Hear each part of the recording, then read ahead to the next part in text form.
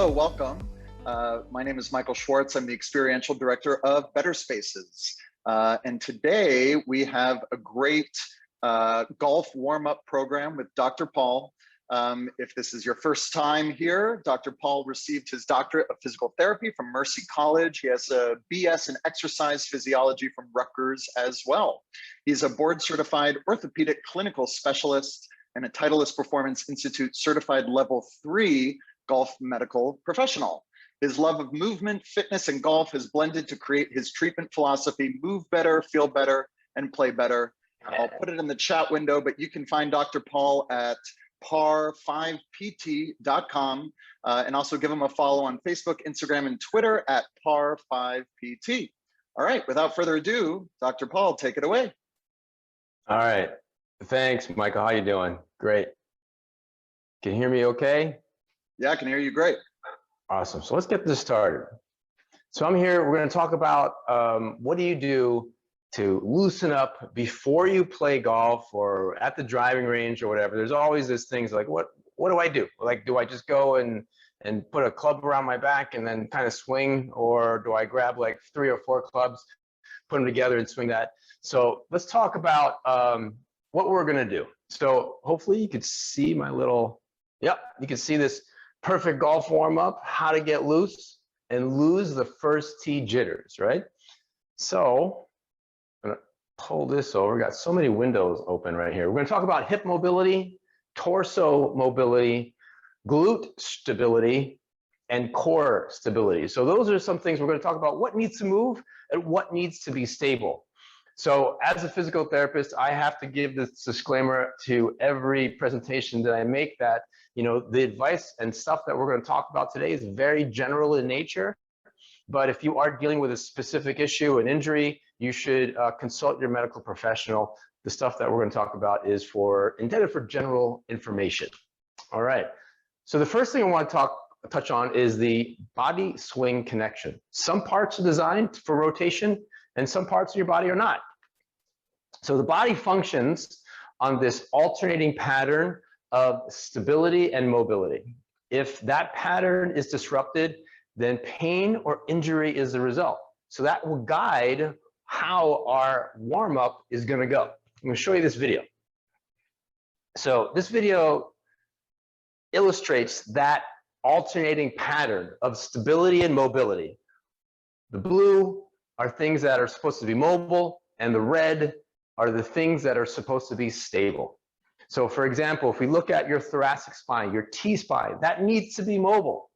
And if we look at your lower back, that needs to be stable. The lower back doesn't like to rotate, but we know that the golf swing is all about rotation. So all the things on the blue, we need to get mobile, like your hips, your thoracic spine, your shoulder, your wrist, your ankle.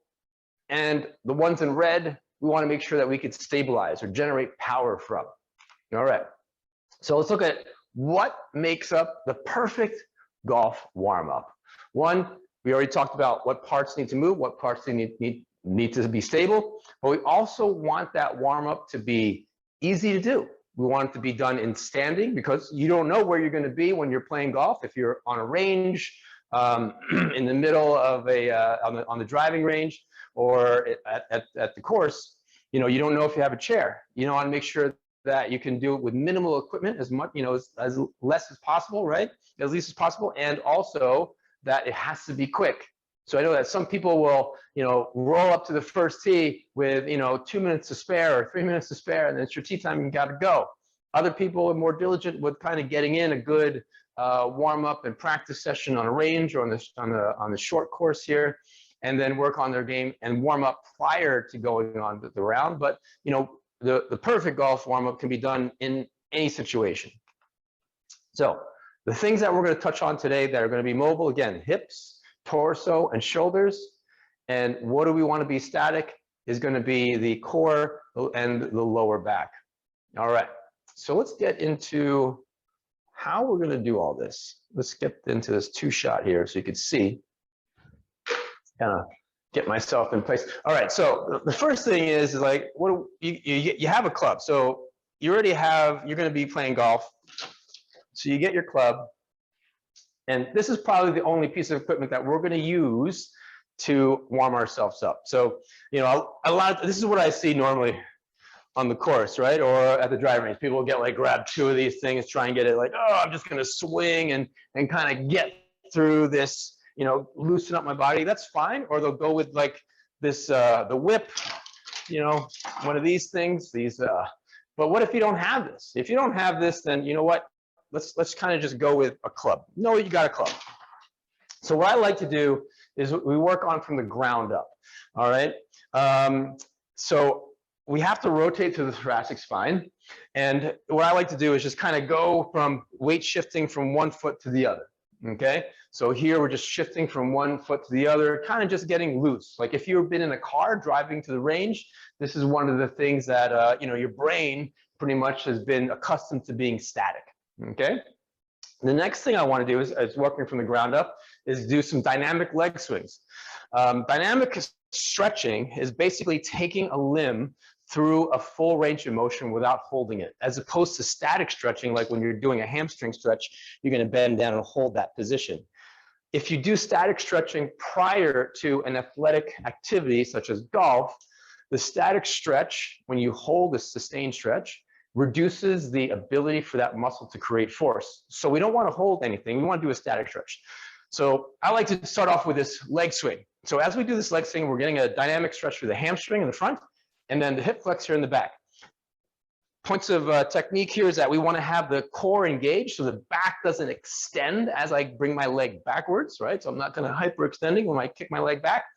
I want to be able to kind of get that. So as I go through one side or the other, I'm going to do about 30 seconds worth of work. I'm holding onto the club in the same side as I am swinging, right? So once we do that forward backward, I'm warming up my hamstring, warming up my hip flexor. Then I go sideways. So across the body, if we can hold again, same hand, right hand, I'm going to take my right leg and I'm going to swing across the body. All right.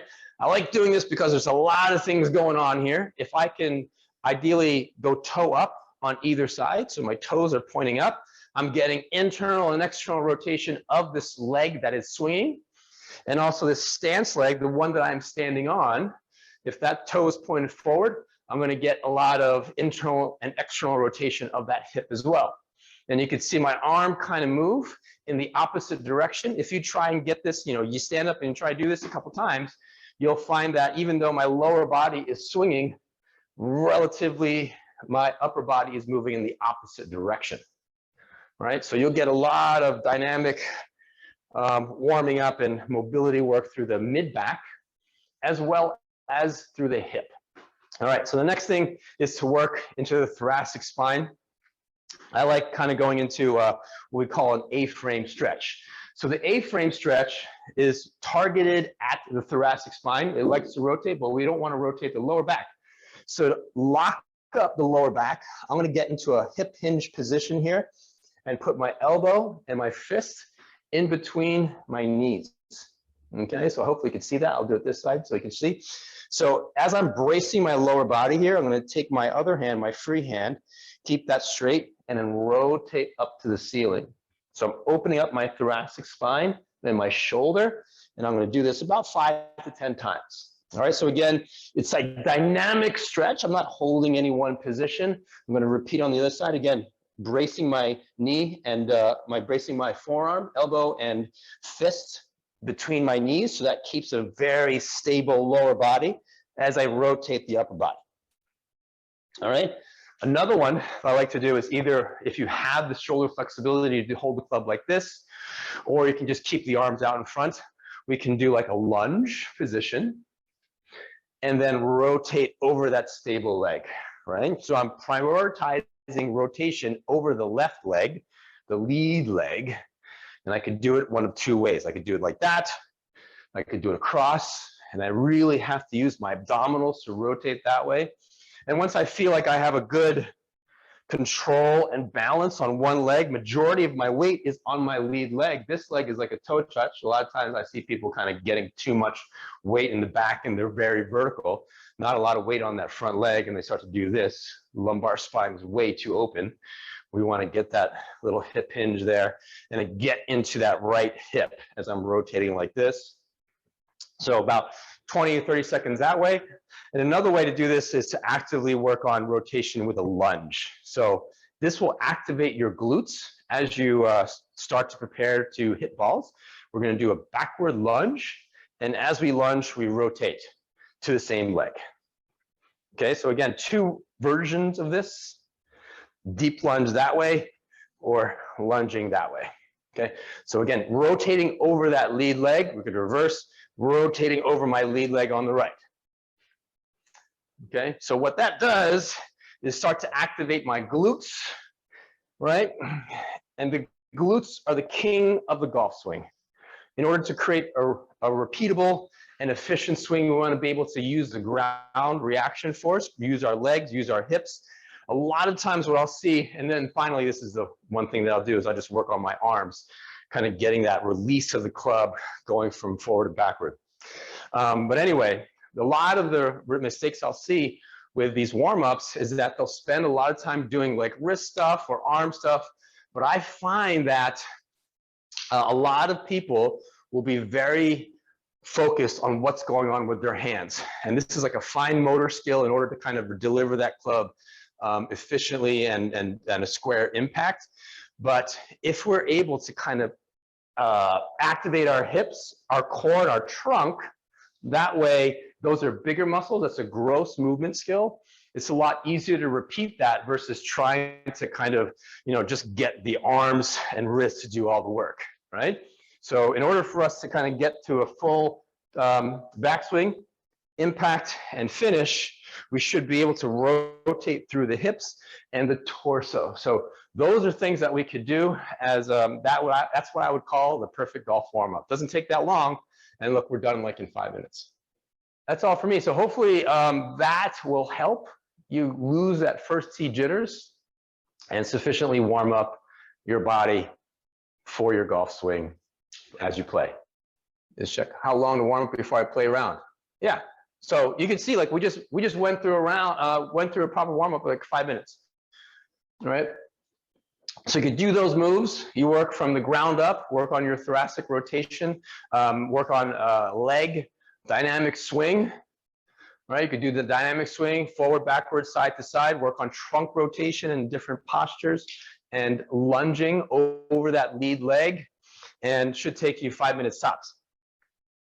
All right, and that'll warm you up. And then again, you can, warm up your swing right before, do a couple practice swings right before you actually hit a ball.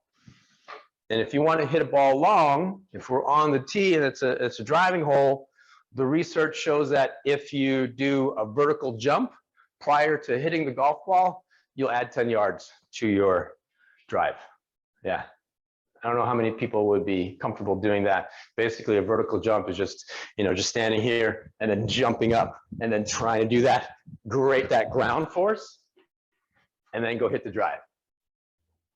I see a lot of my patients, a lot of clients that I see, they come in and they can get through the round, but maybe in the later holes in the back nine, I had this one guy this other week come in. He's like, I'm having some back issues. It's right-sided low back pain that kind of got worse the day after. And I said, how's your warm-up?